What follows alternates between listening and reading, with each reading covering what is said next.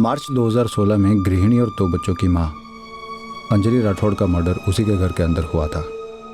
अंजलि का पति निखिल राठौड़ इस मर्डर में मुख्य संदिग्ध रहा था। क्यों मारा होगा निखिल ने अपनी पत्नी को? इस सवाल का जवाब इन्वेस्टिगेशन को कभी नहीं मिला। मर्डर का मोटिव और मर्डर कैसे हुआ, इसे एस्टैब्लिश करने के लिए इन्वेस्टिगेटिव टीम के हाथ कुछ नहीं लगा।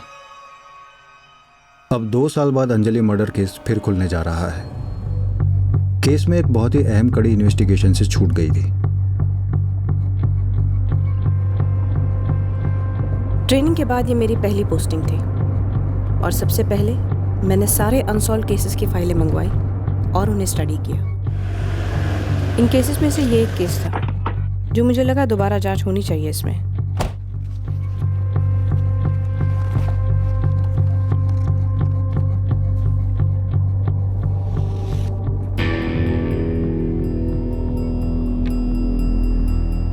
उस दिन ऑफिस में काफ़ी सप्लाई पेंडिंग थी, बहुत काम था, तो मुझे डबल शिफ्ट करने को कहा गया था, इसीलिए मुझे घर से जल्दी निकलना पड़ा। मैं सुबह 6:30 बजे नाश्ता कर रहा था। अंजलि बच्चों के लिए टिफ़िन तैयार कर रही थी। एग्जैक्ट टाइम तो याद नहीं, पर शायद 6:35 हुए होंगे जब मैं घर से निकला राजू और पूजा को लेकर उन्हें स्कूल बस तक छोड़ने के लिए। उनकी बस रोज़ की तरह 6:45 को आ गई। मैं वापस घर लौटा तो अंजलि दरवाजे पर ही मेरा टिफ़िन लेकर खड़ी थी। मैंने उससे टिफ़िन लिया, अपनी बाइक निकाली, उसे बाय बोला और ऑफिस के लिए निकल लिया। जब मैं जा रहा था तो मैं अंजलि को आखिरी बार जिंदा देख रहा था।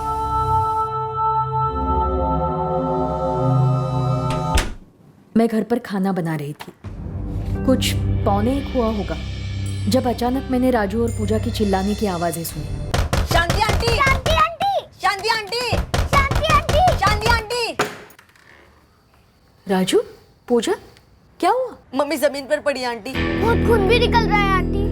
मैं तुरंत उनके साथ उनके घर गई। दोनों बच्चे बुरी तरह से हिले हुए थे। बच्चों ने कहा काफी खून बह रहा था। मैं घबराते हुए घर में दाखिल हुई। अंजलि बेडरूम में पड़ी हुई थी। लग नहीं रहा था कि जिंदा है।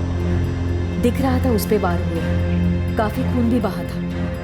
बच्चों ने बताया था कि जब वो स्कूल से लौटे घर का दरवाजा पहले से खुला था। उन्होंने कहा कि रोज की तरह वो अंदर गए और अपनी माँ को ऐसे जमीन पर पड़ा देखा। मम्मा, देखो मैंने आज राजू भैया को फिर से हरा दिया रेस पे।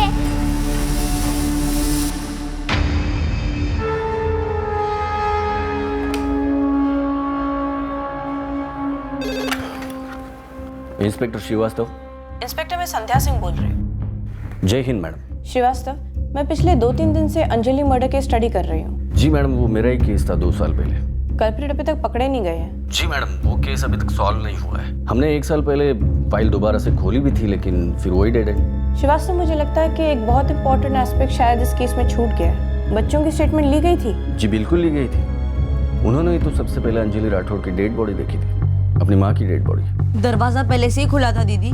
बेटा, जब तुम लोग स्कूल बस से उतरे तब तुमने घर से निकलते हुए किसी को देखा था या कॉलोनी में किसी को आसपास देखा हो? नहीं, हम तो रोज की तरह रेस लगाते हुए आए।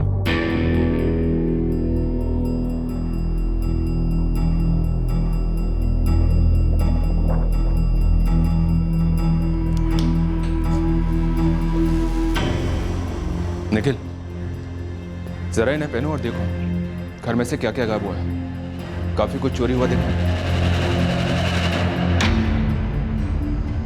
जी नहीं, मैंने अंजलि की चिल्लाने की कोई आवाज नहीं सुनी। क्या आप सारी समय घर पर ही थी? जी हाँ।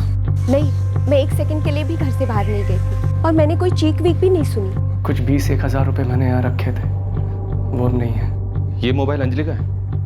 जी। और कुछ गायब है? मंगलसूत्र, अंगूठी, झुमके।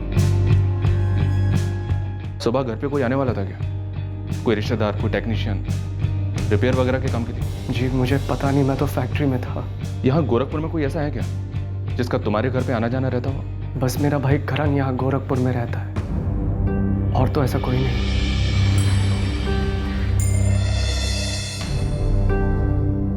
निखिल भैया, ये सब कैसे? पता नहीं कैसे हो गया ये सब।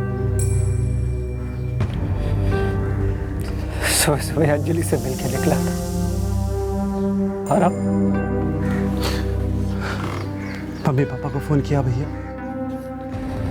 निकले कुशीनगर से। स्टैबिंग किससे हुई होगी? किचन के चाकू से? चाकू था, बट फिलहाल ये कह नहीं सकते कि कौन सा था। पूरा घर तहस नहस कर रख दिया हमलावर ने, लेकिन घर में जबरदस्ती एंट्री नहीं थी। ड्राइंग रूम में सब कुछ बिखरा पड़ा था, लेकिन ऐसा कोई एविडेंस नहीं था कि अंजलि ने हमलावर को पानी या चाय ऑफर की थी। इसलिए थोड़ा डाउट है कि क्या खूनी पहचान वाला था या नहीं। तो फिर बॉडी बेडरूम में कैसे पाई गई थी? और अगर हमलावर अनजान था तो फिर अंजलि के दरवाजा खोलते ही उसे मार डालता, और अगर अजनबी था तो फिर अंदर लाने के बाद उसे बेडरूम में क्यों ले गई? अंजलि का फ़ोन चेक किया सर, ऐसा कोई भी कॉल आया या गया नहीं जो हिंट देता हो कि सुबह कोई आने वाला था। बिना फ़ोन किए आया होगा शायद, और ऐसा लगता नहीं कि कोई राह चलता क्रिमिनल था। घर में घुसा, लूटा, मर्डर किया और भाग निकला। जो भी आया होगा कुछ तो बातें हुई होंगी, जिसके बाद अंजलि बेडरूम में गई होगी और कल्प्रिट ने अटैक किया होगा। अंजलि की बॉडी बेडरूम के दरवाजे के पास पड़ी थी, जमीन पर। मतलब इस बात के पूरे चांसेस हैं कि अटैक बेडरूम में घुसते ही हुआ होगा। एक और बात है, बिस्तर पर कोई सिलवटें नहीं थे। निखिल का कहना है कि रोजमर्रा वाला ही दिन था, डबल शिफ्ट करके अगले दिन घर लौटने वाला था। क्या इसमें कुछ है? डबल शिफ्ट, 24 घंटे के बाद घर लौटना। हम एक बहुत बड़े एक्सपोर्ट ऑर्डर को पूरा करने में काफ़ी पीछे चल रहे थे, इसलिए मैंने अनाउंसमेंट की थी डबल शिफ्ट की 13 अप्रैल को। निखिल राठौड़ के बारे में कुछ बताएंगे? 6 साल से काम कर रहा है, काफ़ी अच्छा वर्कर है, very hard working, dedicated and honest.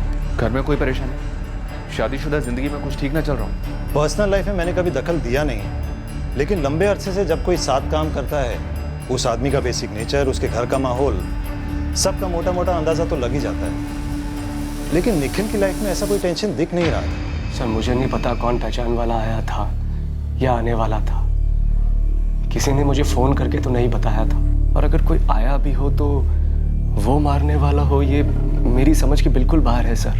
कभी कुछ था नहीं? कोई भी अनबन नहीं थी तुम्हारे और अंजलि के बीच? ये कैसा सवाल पूछ रहे हैं आप, वो भी इस वक्त? अंजलि का मर्डर हुआ है महेंद्र जी, पत्नी थी वो निखिल की।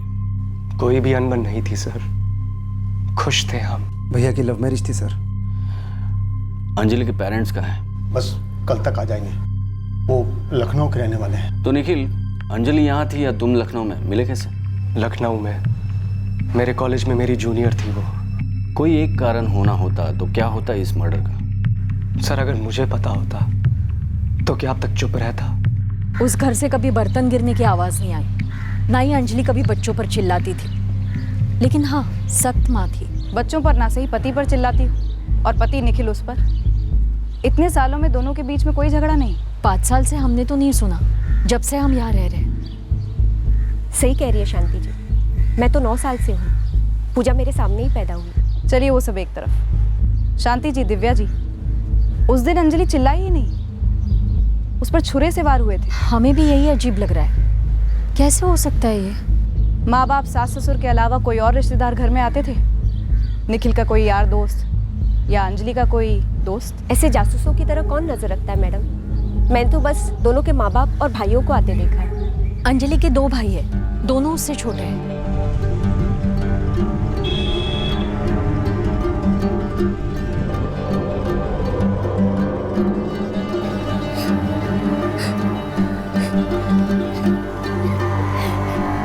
मेरा किराए का रूम है सर, नित्या विहार में।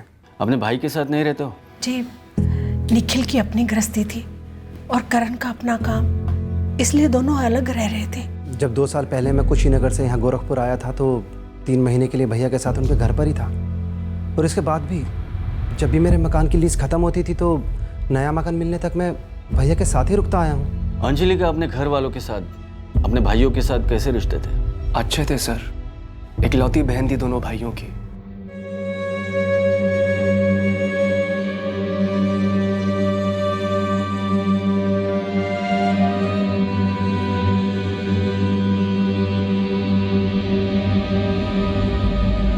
भाभी की अस्थियां भी ठंडी भी नहीं हुई, भैया टूट चुके हैं, बच्चों का रो रो के बुरा हाल है, और आप सर कभी भाभी के अफेयर के बारे में पूछ रहे हैं, कभी भैया के अफेयर के बारे में पूछ रहे हैं। अफेयर्स के बारे में नहीं पूछता, अभी सीधा सवाल पूछता हूं, अंजलि का मर्डर किसने किया? करण? सर ये मैं कैसे बता सकता हूँ? तो फिर सवाल कैसे करने हैं और क्यों करने हैं ये तुम हम पर छोड़ दोगे? निखिल भैया अंजलि भाभी से बहुत प्यार करते थे और भाभी भी उनसे उतना ही प्यार करती थी। हमारा दामाद निखिल, हम हमेशा से बहुत खुश हैं उससे। हमारी बेटी अंजलि भी बहुत खुश थी उससे। ये अंजलि खुद सामने से कहती थी या आपने अनुमान लगाया था? मैं अपनी बेटी की शक्ल देखकर ही जान लेता था, उसे कुछ अलग से कहने की जरूरत नहीं थी। सर 2 प्यारे बच्चे थे उसके। निखिल का काम भी बहुत अच्छा चल रहा था, बिल्कुल हंसता खेलता परिवार था। पूरे 13 साल हो गए थे दीदी की शादी को, लेकिन मैंने कभी दीदी की आंखें नम नहीं देखी, कभी चेहरा लटका तक नहीं देखा उनका।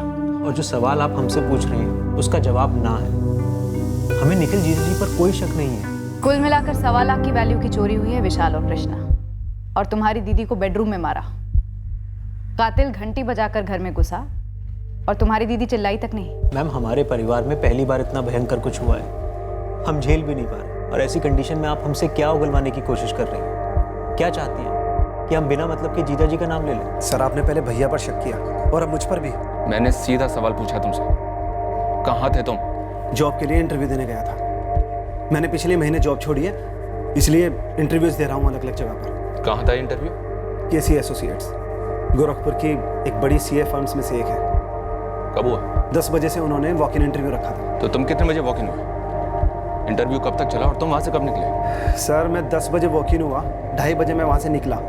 पास के एक रेस्टोरेंट में जाके मैं लंच कर रहा था जब निखिल भैया का मुझे फ़ोन आया कि घर में ऐसा कुछ हुआ है। 10 से 2:30, 4.5 घंटे का interview? Sir walk in interview था, मैं 10 बजे वॉक इन हुआ और मेरे जैसे 1 दर्जन कैंडिडेट थे वहाँ पर। मेरा नंबर 2:05 पे आया। सर ऐसे क्या देख रहे हैं आप? नहीं कुछ नहीं। तुम अपने नए किराए के मकान में 1 हफ्ते पहले शिफ्ट हुए थे, ऐसा तुमने हमें बताया। जी 10 मार्च को मेरे पुराने वाले घर की लीज खत्म हुई थी। एक्सटेंशन दे नहीं रहा था मकान मालिक, तो मैं भैया के पास आकर रहने लगा। और जैसे ही मुझे मेरा नया घर मिल गया तो 7 अप्रैल को मैं अपने नए घर में शिफ्ट हो गया। महेंद्र और योगिता निखिल के असली माँ बाप नहीं है? महेंद्र ने गोद लिया है निखिल को। इसमें इतनी चौंकने वाली क्या बात है? निखिल ने हमें ये बात बताई ही नहीं। उसने कहा वो उसके माँ बाप है, तो इसका मतलब करण उसका सगा भाई नहीं है। जब मैंने ही अपने आप को कभी सौतेला नहीं माना तो आपको क्यों बोलता? ये बात हमें पहले क्यों नहीं बताई? सर आप इस सब में क्या ढूंढ रहे हैं? तुम्हारे बीवी के हत्यारे को, उस छुपे कारण को ढूंढ रहे हैं जिसकी वजह से यह मर्डर हुआ। और कोई बात जो हमसे छुपाई जाती है हम उस पर शक करते ही करते हैं। निखिल पत्नी मरी है मेरी सर, मेरे बच्चों ने अपनी माँ खोई है। हमें सिर्फ उस कातिल के पकड़े जाने से मतलब है, और आप हैं कि अपने बेमतलब के सवालों से हमारा दर्द और बढ़ाते जा रहे हैं। कुछ समझते हैं आप? इस दर्द से गुजर रहे हैं हम इस वक्त। पिछले 4 दिनों में निखिल हमने इलाके के 23 छटे हुए हिस्ट्री शीटर्स को तोड़ा है, और इस वक्त और 4 से सख्त पूछताछ हो रही है। और हमारा शक और भी बढ़ते जा रहा है कि ये मर्डर किसी हिस्ट्री शीटर ने नहीं किया है। हत्यारा घर का है निखिल, और तुम हमें घर में झांकने ही नहीं दे रहे हो। कह रहे हो ना तुम्हारा अफेयर है ना अंजलि का था। क्योंकि नहीं था। हमारा अफेयर एक दूसरे के साथ था, गहरा प्यार था। फिर कौन? ये कौन जो है? ये कोई ऐसा है जिसे अंजलि ने घर में आने दिया, पर उस पर अंजलि को रत्ती भर का भी शक नहीं था कि वो उस पर जानलेवा हमला करेगा। भरोसा था उस पर जो उसने तोड़ा। निखिल ने हमें सामने से नहीं बताया कि महेंद्र और योगिता उसके माँ बाप नहीं, बल्कि उसे गोद लिया गया था, और करण उसका सगा भाई नहीं था। ये बात हमें खटक रही थी। हमने करण के बारे में भी छानबीन की। यस सर, 14 अप्रैल को हमने वॉक इन इंटरव्यूज रखे थे, सुबह 10 से शाम 4:30 तक। ये देखिए मिस्टर करण राठौड़, 14 अप्रैल इनका इंटरव्यू टाइम 2:05 को आया और 2:30 को यहाँ से निकले। करण कब आया था? सुबह 10 बजे? यस सर, साइनिंग है।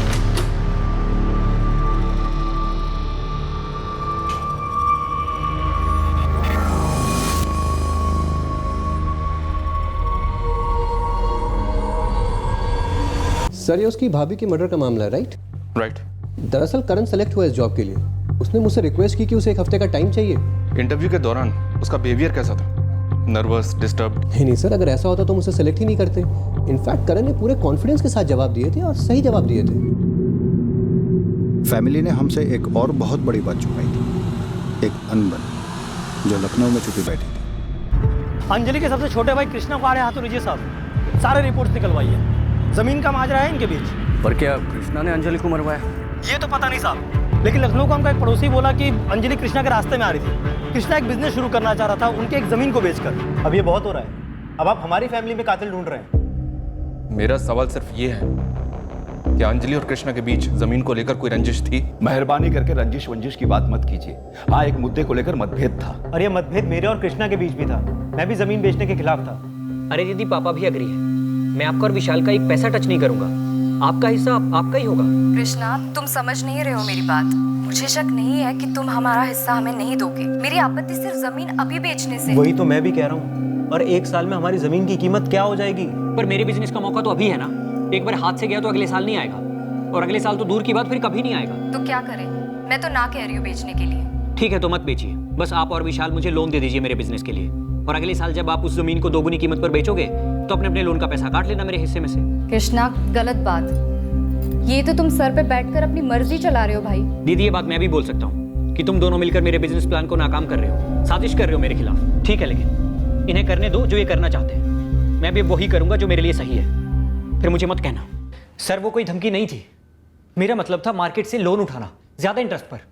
लेकिन मैं कोई मर्डर वर्डर की नहीं सोच रहा था। ये तो तुम अब कह रहे हो, जबकि तुम्हारी दीदी का मर्डर हो चुका है। सर, मेरी अपनी दीदी थी, अपनी दीदी। उनको मारने से पहले मैं खुद मर जाता। Please sir, please. ये कोई इनसाइड जॉब नहीं है जैसा कि आप सोच रहे हैं। मैं जानता हूं कि आप लोगों को फ्रस्ट्रेशन के कातिल नहीं मिल पा रहा, मगर इसका मतलब ये तो नहीं होगा ना कि उसकी फ्रस्ट्रेशन आप मेरे फैमिली मेंबर्स पे निकालेंगे। कृष्णा थोड़ा गर्म दिमाग का है, लेकिन मैं अपने भाई को बहुत अच्छी तरह जानता हूँ सर। मुझसे ज्यादा लाड तो अंजलि ने किया है कृष्णा को, सबसे छोटा जो है। और सर, आपको ये भी बता दूं कि मेरी दीदी खुद मेरे लिए लोन का इंतजाम कर रही थी। और वैसे भी विशाल भी तो जमीन बेचने के खिलाफ था ना, तो इसका मतलब अगला नंबर उसका होता। ऐसा होना भी कोई नई बात नहीं है। सर, आप कातिल ढूंढ रहे हैं या बकरा? निखिल राठौड़, अंजलि राठौड़, करण राठौड़, विशाल सिंह और कृष्णा सिंह, इन सभी के कॉल रिकॉर्ड स्कैन किए। कोई भी कॉल नहीं है इनके कॉल रिकॉर्ड्स में जिस पर शक किया जा सके। और दोनों परिवारों में से भी कोई किसी पर शक नहीं कर रहा है। क्या हम लोग इनसाइड जॉब पर कुछ ज्यादा ही फोकस कर रहे हैं? हो सकता है ये कोई रैंडम क्रिमिनल था। तो फिर उसके भी कोई सुराग होने चाहिए। हमने कितने हिस्ट्री शीटर्स को तोड़ा है, पूरे यूपी के जोरियों को खंगाला, मगर हाथ कुछ नहीं लगा। और ये अगर राह चलता क्रिमिनल होता शायद गोरखपुर के बाहर का, तो फिर वो यही हाउसिंग कॉलोनी की इसी एक घर की डोरबेल क्यों बजाता?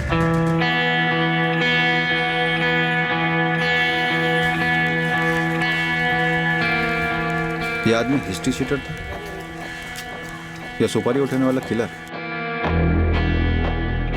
या फिर एक बनाया हुआ एंगल, एक सोची समझी चाल, या सचमुच एक सरफिरा और इस केस का मुख्य आरोपी? ये मनीष यादव है। निखिल ने ये बात भी हमसे छुपाई थी। हम इन्वेस्टिगेशन के डेड एंड पर पहुंच चुके थे, 3 हफ्ते हो चुके थे। तब हमारे एक खबरी ने ये एंगल ढूंढ निकाला। निखिल, मनीष यादव के बारे में कुछ नहीं बताओगे? मनीष यादव? नहीं जानते? झड़प हुई थी तुम्हारी उसके साथ। ओ हाँ हाँ, मनीष यादव। वो कैसे छूट गया मेरे दिमाग से?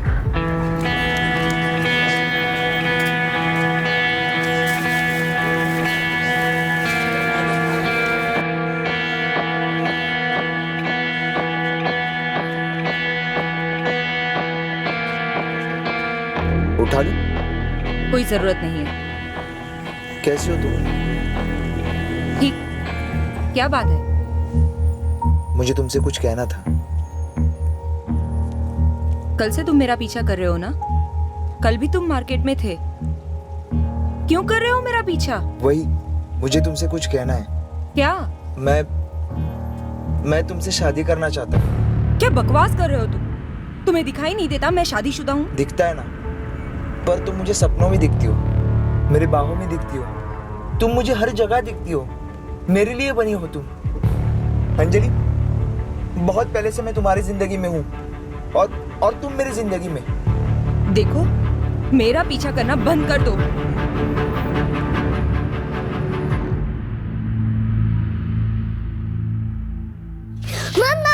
मम्मा देखो, मैंने ड्राइंग बनाई, कैसी है? मम्मा, मेरे लिए नूडल्स लाए। मम्मा, नूडल्स। अंजलि मुझे उस मनीष यादव के बारे में बताने में झिझक रही थी। मुझे उससे वो बात निकलवानी पड़ी थी। क्या हुआ निखिल? कल क्या है पूजा की क्लास में? क्या है? उसकी क्लास का स्पोर्ट्स डे है। अच्छा, बताया नहीं उसने मुझे। अरे बताया तो था 4 बार डिनर पर, तुमने सुना ही नहीं। कहाँ खोई रहती हो? कहीं नहीं। अंजलि, तुमने पूजा और राजू के स्कूल का एक भी इवेंट मिस नहीं करती हो। ध्यान से ही निकल गया निखिल। ध्यान से नहीं निकला है, तुम लॉस्ट हो, परेशान लग रही हो। अंजलि, क्या बात? कुछ टेंशन है? मुझे नहीं बताओगी? निखिल, इस उम्र में अगर कोई तुमसे वाहियात बात करे तो कैसा लगेगा? किसने क्या कहा है तुमसे? तुम्हें लगेगा कि कहीं तुम्हें कोई खोट तो नहीं है, तुमने कुछ गलत कहा तो नहीं, गलत पहना तो नहीं। अरे पर हुआ क्या है? निखिल, वो 3 दिन से मेरा पीछा कर रहा है।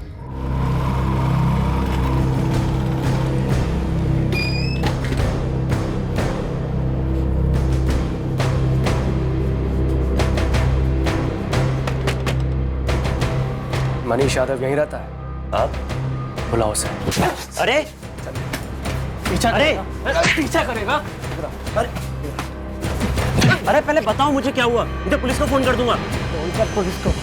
जिंदगी भर के लिए जेल में होना चाहिए। अंजलि जिंदगी भर मेरे दिल में रहने वाली है।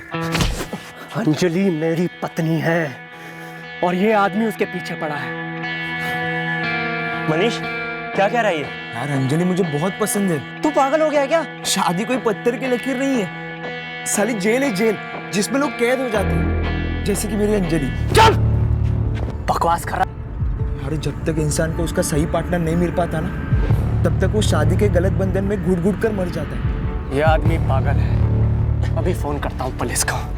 एक चांस दो भैया, प्लीज एक चांस। मैं इसे समझाता हूँ, प्लीज। मैं आपके आगे हाथ जोड़ता हूँ, आप पुलिस को मत बुलाइए। अगर अगली बार मेरी बीवी के आसपास भी दिखा ना, तो पुलिस को नहीं बुलाऊंगा, खुद मार डालूंगा इसे। पर सर, ये तो 2 महीने पुरानी बात है, उसके बाद से तो कभी कुछ नहीं हुआ। हुआ नहीं या अंजलि ने तुमसे कुछ कहा नहीं? सर, अगर कुछ हुआ होता तो वो मुझे जरूर बताती। काश तुमने भी हमसे शुरुआत में ही कहा होता। मनीष को भाग जाने का इतना वक्त नहीं मिलता। मनीष यादव की बात छुपाई गई थी या ये बात छूट गई थी, इस बारे में भी हमें डाउट था। मनीष को हमने पटना में ढूंढ निकाला, यहाँ कुछ अलग ही कहा। मनीष यादव 14 अप्रैल को अंजलि का मर्डर करके 16 तारीख को गोरखपुर से हवा हो गया। सर, जब अंजलि रही नहीं तो मैं वहां रहकर क्या करता सर? छीन लिया अंजलि को मुझसे उस निखिल राठौड़ ने। ए साइको लवर, यहाँ मैं अपने पे उतरा ना तो खोल के रख दूंगा तुझे। सर, उससे अच्छा मुझे मार ही दो ना। जिसके प्यार का मर्डर हो गया वो जीकर भी क्या करेगा सर? अगर सच्चे आशिकी पर उसके माशूका का मर्डर का इल्जाम लगे तो वो जीते जी मर जाएगा ना सर। हमारा मिलना लिखित था, सब लिखित था, जैसे लिखा था वैसे ही हुआ सर। भैया वो 4 पैकेट्स वेफर्स के दे दीजिए। सॉरी बहन जी, वो आखिरी के 4 पैकेट बचे हुए थे, किसी और ने ले लिए। बस 10 मिनट में मंगा के देता हूँ। नहीं भैया, उतना टाइम नहीं है मेरे पास, किसी और दुकान में भी नहीं मिल रहा है। आप रहने दीजिए। मैम, ये मैंने खरीदी है, लेकिन आप लीजिए, मैं बाद में खरीद लूँगा। सच में? जी लीजिए। Thank you so much. दरअसल ये मेरे बच्चों के लिए है, उनको क्लास से पिक करना है ना, लेट हो रही हूँ। लिखित था, सब ऊपर से लिखित था। हम इस तरह मिलेंगे, उसकी वो स्माइल, उसकी वो खुशी। पहले मुलाकात के बाद नियति ने हमारी दूसरी मुलाकात भी करवा दी, वो भी तुरंत। ऑटो रिक्शा का इंतजार कर रही थी। अरे क्या हुआ, ऑटो नहीं मिल रही है क्या? जी आपने कहा था आपके बच्चों को क्लास से पिकअप करना है। जी लेट हो रही हूँ मैं। कोई बात नहीं, मैं छोड़ देता हूँ। अरे नहीं, आप इस तरफ जा रहे हैं, बच्चों की क्लास उस तरफ है। नहीं मैम, मुझे लेट नहीं हो रहा है, आप बैठिए ना, मैं छोड़ देता हूँ।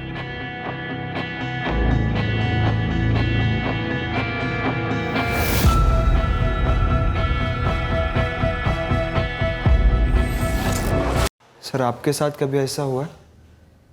मतलब आपके सामने आपका प्यार आया हो, आपके पास बैठा हो, बहुत करीब?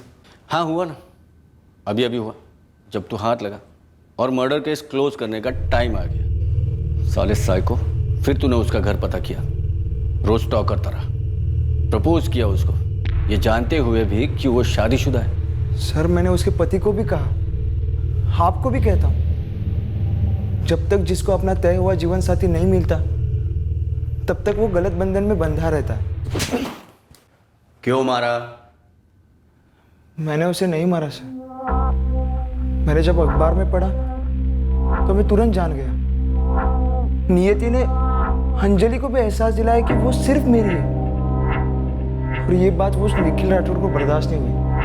सर उसने खून कर दिया उसको, मेरी जिंदगी छीन ली। सर वो खूनी है, दो खून किए उसने, एक मेरे अंजलि का और एक मेरा। हमने मनीष से सख्त तरीकों से पूछताछ की, लेकिन वो साइको है, मना करता रहा। हमने उसके फ़ोन लोकेशंस भी मैच किए, लेकिन अंजलि के घर के आसपास कहीं नहीं था वो। और ऑब्वियसली अंजलि तो उससे नफरत करती थी, तो वो मनीष के लिए दरवाज़ा क्यों खोलती और क्यों उसे अंदर आने देती? एग्जैक्टली। फिर पिछले साल, मतलब अंजलि के मर्डर के 1 साल बाद, हमने एक गैंग को पकड़ा था जो घरों में घुसकर गहने वगैरह चुराते थे। इस दौरान मर्डर्स भी किए थे उन्होंने, छुरे से, उन्हें भी खंगाला, लेकिन अंजलि मर्डर केस से लिंक नहीं कर पाए। पति निखिल राठौड़? निखिल हमारा सस्पेक्ट तो था उस वक्त, अब भी मुझे उस पर डाउट है, लेकिन उसके अगेंस्ट में कुछ नहीं मिला कभी। मैं निखिल के कॉल रिकॉर्ड्स देख रही थी। पड़ोसिन शांति ने दोपहर 12:55 पर निखिल को कॉल किया था अंजलि के मर्डर की इन्फॉर्मेशन देने के लिए, और एफआईआर कॉपी के हिसाब से 1:15 के आसपास निखिल अपनी फैक्ट्री से घर पहुंचा, मतलब 20 मिनट। लेकिन 14 अप्रैल की सुबह वो घर से फैक्ट्री के लिए निकलता है लगभग 6:45 बजे, और बाइक से फैक्ट्री पहुंचता है 7:30 बजे। 45 मिनट, आते वक्त 20 मिनट, जाते वक्त 45 मिनट। ऐसा क्यों? सुबह सुबह जाते समय मुझे 45 मिनट इसलिए लग गए थे क्योंकि मेरी बाइक खराब हो गई थी। फिर मैं मैकेनिक के पास पहुंचा तो उसने मुझे बोला थोड़ा समय लगेगा। फिर मैंने ऑटो का वेट, काफ़ी देर वेट करने के बाद मुझे ऑटो मिला और मैं फैक्ट्री पहुंचा। हमने उस मैकेनिक से बात की, उसका भी यही कहना था जो हमें निखिल ने बताया था। बच्चे पूजा और राजू से पहले स्टेटमेंट के अलावा अलग से कोई बात हुई थी? क्या बात करते, मर्डर के दौरान वो स्कूल में थे और माँ को देखने के बाद शॉक में। बच्चों से बाद में बात होनी चाहिए थी श्रीवास्तव, आखिर बच्चे हैं, झूठ तो बोलेंगे नहीं। पति पत्नी के बीच अगर कोई झगड़ा था, रंजिश थी, तो बच्चे काफी कुछ बता पाते। ये आपको कोई बाहर वाला या पड़ोसी नहीं बता पाता। हमें नहीं लगा था बच्चे इस बारे में कुछ बता पाएंगे। श्रीवास्तव, बच्चों से दोबारा बात कीजिए। बच्चों को पता होगा कि घर में कौन आता जाता है, घर पे किसके साथ क्या इक्वेशंस है। करण, जिसका अक्सर आना जाना रहता था निखिल के घर में, उसने भी निखिल और अंजलि के बीच कोई भी झगड़ा होने की बात को मना किया था। अंजलि ऐसी मालूम नहीं होती जो अपने निजी सेंसिटिव मामले अपने देवर के साथ डिस्कस करे। निखिल भी नहीं करता होगा। एज पर निखिल स्टेटमेंट, ये मनी स्टॉकर वाली बात भी अंजलि ने उसे काफ़ी देर से बताई थी। जब निखिल ने देखा कि वो परेशान है, पूछा, तब बोली। शायद ऐसी कोई बात होगी जो अंजलि को परेशान कर रही हो और बच्चों ने नोटिस की हो।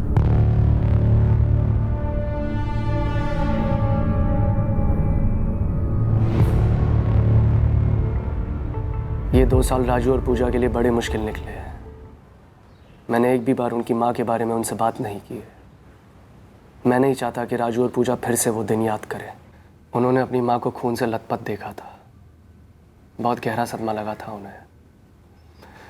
बड़ी मुश्किल से उन्हें उससे बाहर ला पाया हूँ। मैं समझ सकता हूँ निखिल, लेकिन उनकी माँ के हत्यारे आज भी आज़ाद हैं। जानता हूँ सर, और मैं खुद चाहता हूँ वो पकड़ा जाए, मगर मैं ये नहीं चाहता कि राजू और पूजा फिर से वो दिन याद करें। मतलब तुम नहीं चाहते कि अंजलि के हत्यारे पकड़े जाए? बच्चे उस हत्यारे को नहीं जानते हैं सर, उन्हें कैसे पता होगा? और अगर पता होता तो आपको पहले नहीं बता देते। निखिल, वो शायद अब कुछ बोले, उस वक्त काफ़ी सदमे में थे। हमने भी उनसे कुछ बात नहीं की थी। अब हम दोबारा से उनसे पूछेंगे और हम पूरी केयर लेंगे, उन्हें कोई तकलीफ, कोई सदमा ना लगे। बात तब करनी चाहिए थी 2 साल पहले, पर अब तो करनी ही पड़ेगी।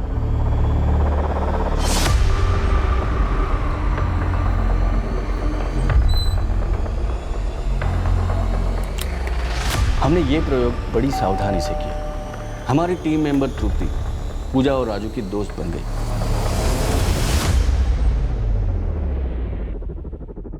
वो रोज उन्हें मिलती, उनके स्कूल के होमवर्क प्रोजेक्ट में हेल्प करने लगी। कुछ ही दिनों में ऐसा मेलजोल बन गया उन तीनों के बीच कि बच्चे तृप्ति के साथ खुलकर बातें करने लगे।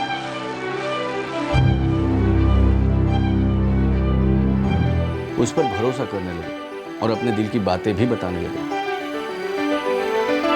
राजू अपनी क्लास में किसी लड़की को लाइक करता है, उसकी बर्थडे पर उसे केक देना चाहता है।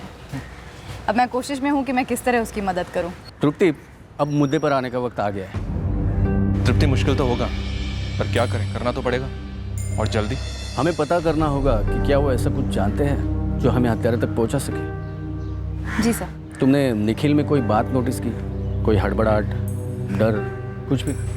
एक्चुअली नहीं सर। अगली मीटिंग में पूछ लो बच्चों से कि क्या उनके माँ बाप के बीच में कोई टेंशन थी। हमें नहीं पता था कि मर्डर के 2 साल बाद हम ये जो कोशिश कर रहे थे इसका कोई ठोस फायदा होने वाला था या नहीं।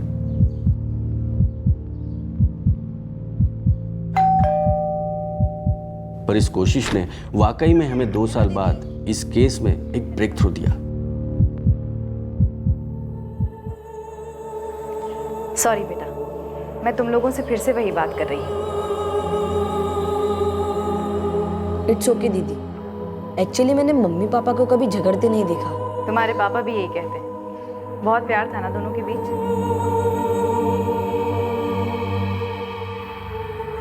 लेकिन एक बार ना दीदी, मैंने मम्मी को रोते हुए देखा था रात को। पूजा और मैं सो रहे थे जब मैंने जोर से दरवाजा बंद करने की आवाज सुनी। मम्मी पापा के रूम का दरवाजा था वो।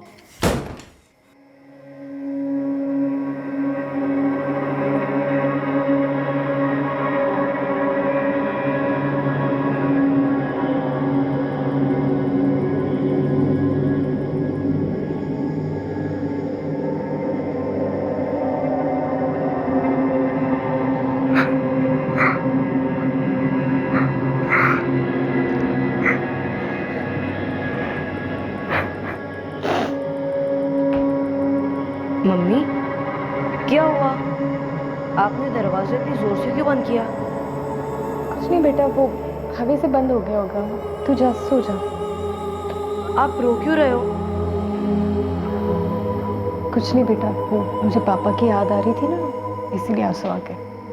तुम जाओ, सो जाओ। तुम्हें लगा मम्मी झूठ बोल रही थी? याद करके बता सकते हो बेटा, ये कब की बात है? मम्मी की डेथ के कुछ दिन पहले, 5-6 दिन पहले, मे बी 7 दिन पहले।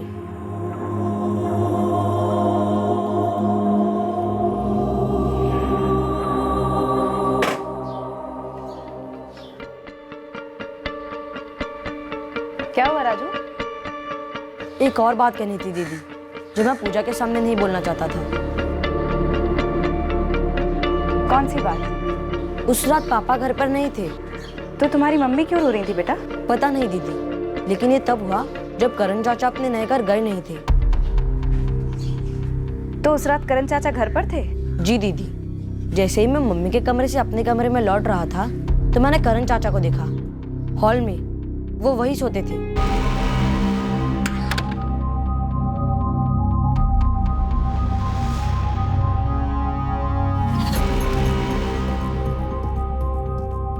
और दूसरी सुबह तुम्हारे करण चाचा अपने नए घर चले गए थे? जी, लेकिन मुझे नहीं पता उस रात क्या हुआ था दीदी।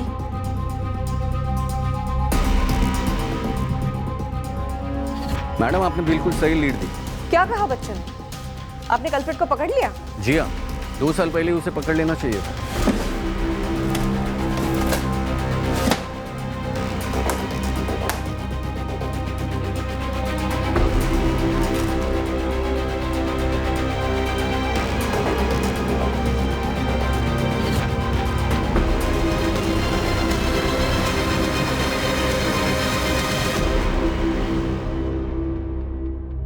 सर, करण को उस दिन घर जाने के लिए मैंने ही कहा था।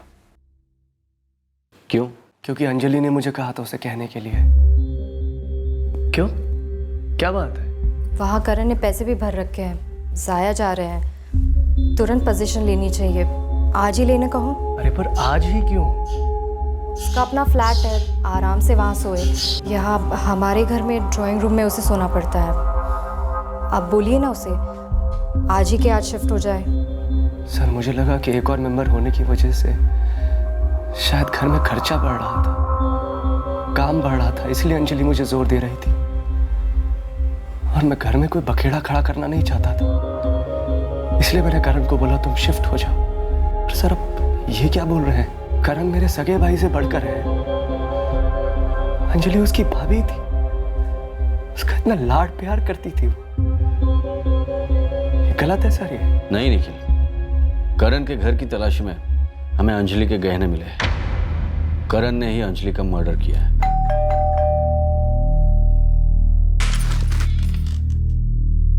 निखिल घर पर नहीं है। मैं भैया से मिलने नहीं आया हूँ भाभी। मत कहो मुझे भाभी और मत कहो उन्हें भैया। सॉरी अंजलि, अंदर तो आने दो। माफी मत मांगो, तुम बस चले जाओ यहाँ से और फिर कभी यहाँ मत आना। ना, माफी मांगने आया हूँ, माफी लेकर जाऊंगा। मैं हमेशा के लिए यहाँ से दूर चला जाऊंगा, कभी लौट कर नहीं आऊंगा। लेकिन जो मैंने किया है उसकी शर्म में मैं जी नहीं पाऊंगा। प्लीज मुझे माफ कर दो।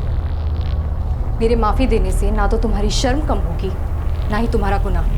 तुमने जो कुछ भी किया है ना, वो माफी के काबिल नहीं। तुम जाओ यहाँ से। तुम इंटरव्यू के लिए 10 बजे पहुंचे थे केसी एसोसिएट्स में। एक ही समय 2 जगह कैसे थे? मुझे डर था कि मेरी भाभी एक ना एक दिन भैया को सब कुछ बता देगी, फिर मेरे और निखिल भैया के सारे रिश्ते टूट जाते, मेरी थू होती। मतलब तू अंजलि को मारने के इरादे से ही वहां गया था? पूरी प्लानिंग मर्डर की थी? जी।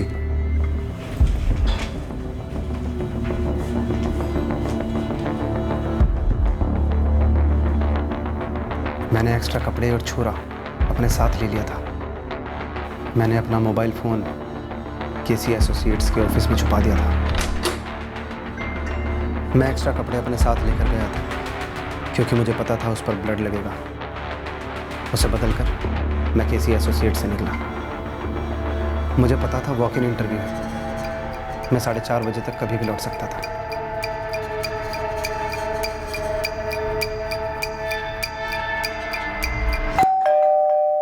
अपनी भाभी की तरफ तुम्हारा गलत इरादा उसी एक रात को अचानक तो उभरा नहीं होगा। पहले भी कोशिशें की होगी तुमने। जवाब दो करण। मैं वो क्या मैं क्या तुम उस मौके का इंतजार कर रहे थे कि कब तुम्हारा भाई काम से बाहर होगा, घर पर नहीं होगा, ताकि तुम कुछ कर सको?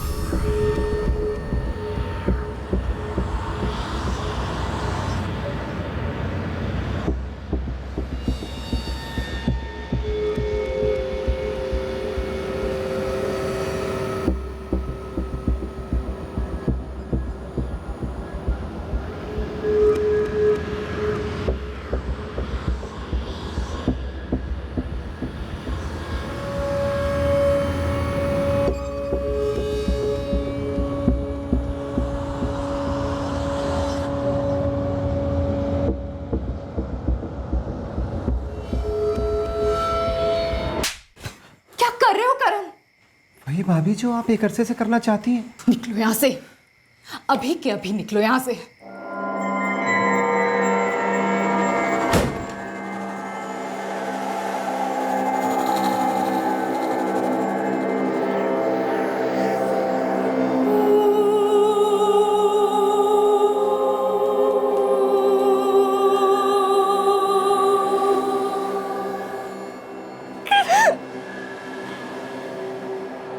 कितनी भीख मांगी थी मैंने माफी की। मानता हूं कि मैंने लाइन क्रॉस की थी, लेकिन मैं ये नहीं चाहता था कि किसी को भी इस बात का पता लगे। मैं बहुत डरा हुआ था और शर्मिंदा भी। मेरे माफी देने से ना तो तुम्हारी शर्म कम होगी, ना ही तुम्हारा गुनाह। तुमने जो कुछ भी किया है ना, वो माफी के काबिल नहीं। तुम जाओ यहाँ से।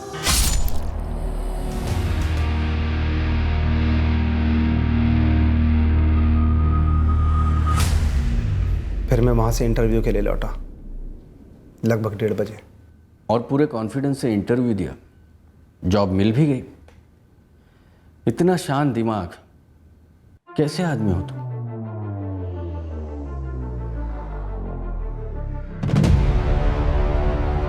अंजलि ने मुझे एक बार बताया होता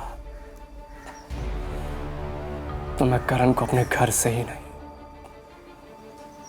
अपनी जिंदगी से भी निकाल देता। 2 साल तक मैं ये सोचता रहा, कौन हो सकता है किसने मारा है अंजलि को, लेकिन ये कभी नहीं सोचा था कि करण मेरा भाई, मेरे सगे भाई से भी बढ़कर उसने। हम चूके मैडम, हमने करण वाला एंगल को डिटेल में टटोला नहीं, बहुत बड़ी मिस्टेक हुई हमसे। होता है श्रीवास्तव, एटलीस्ट अब ये केस अनसॉल्व नहीं रहेगा। जल्द से जल्द चार्जशीट फाइल कीजिए, अब ट्रायल में देरी नहीं होनी चाहिए। जी मैम। तृप्ति, तुम खुद जाकर बच्चों को दे आती, उनको अच्छा लगता है। नहीं सर, ऐसे ही ठीक है, उनके लिए भी है और मेरे लिए भी। बाहरी दुनिया के खतरे से घर पर घात लगाए बैठा खतरा ज्यादा खतरनाक साबित हुआ। एक ऐसा खतरा जिसकी गंभीरता को अंजलि ने कभी भापा नहीं और जिसके होने की निखिल को भनक तक नहीं थी। खामोशी अक्सर ऐसे खतरों को हवा देती है, हिम्मत देती है। गलत करने वाला भले सबसे करीबी इंसान हो, उसे गलती का एहसास दिलाना जरूरी है। हाँ, आसान नहीं होता, कई और जिंदगियों के बिखरने की संभावना भी होती है, लेकिन चुप रहने से न खतरा टलता है न जिंदगी संवरती है।